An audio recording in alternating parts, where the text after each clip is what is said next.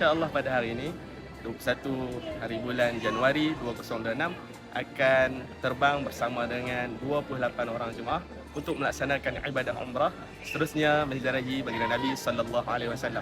Doakan perjalanan kami pergi dan pulang dipermudahkan oleh Allah Subhanahu wa taala dan diterima segala amal ibadah kami. InsyaAllah pada malam ini saya akan membimbing grup Umrah for Ladies by MK Haramain seramai 29 orang jemaah.